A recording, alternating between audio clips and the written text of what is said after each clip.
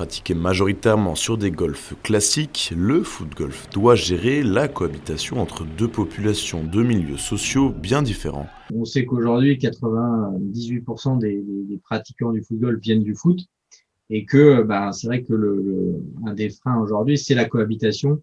Le dress code, c'est un élément important parce que on l'a beaucoup travaillé au départ parce que justement, limite à l'exagérer un petit peu, mais parce qu'on savait qu'on venait sur les territoires des golfeurs et qu'on pouvait pas arriver avec des maillots de l'OM, des maillots du PSG, etc.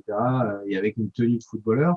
Donc c'est vrai qu'on a essayé de créer vraiment une identité très propre au foot golf avec polo, bermuda, chaussettes hautes. Et c'est vrai qu'au départ, on a même rajouté ce côté béret, ce côté jacquard pour vraiment être dans l'ambiance du golfeur des années 30. Les golfeurs, ouais, après c'est vrai que ça dépend des golfs, mais il y a des endroits où enfin, voilà, ils pensent pas toujours du bien des footeux, donc des foot golfeurs. Mais après, voilà, il y a un dress code à avoir, il y a une tenue à avoir. On sait que le golf, on essaye de respecter ces règles-là, de respecter les règles du golf.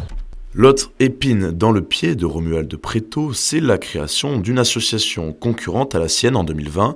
Il s'agit de la Fédération nationale de foot-golf. C'est pas un terme officiel. Le seul terme officiel qui existe, c'est Fédération française. Fédération nationale, aujourd'hui, c'est un espèce de vide juridique.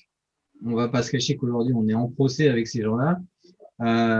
C'est quelqu'un, en fait, qui faisait partie, qui était le délégué régional du sud-ouest de la France pour la FFG jusqu'en début 2019 et qui a voulu créer sa structure. Mais malheureusement, on va pas se cacher qu'en termes de communication, ça nous aide pas parce que ça crée un flou dans l'esprit des gens. On a d'une part l'antériorité, l'expérience. Surtout, voilà, on est la seule association reconnue par la Fédération internationale de foot-golf. Avec 5000 adhérents, la FFG semble pourtant avoir pris une longueur d'avance, d'autant que le ministère des Sports étudie actuellement le dossier pour agréer l'association.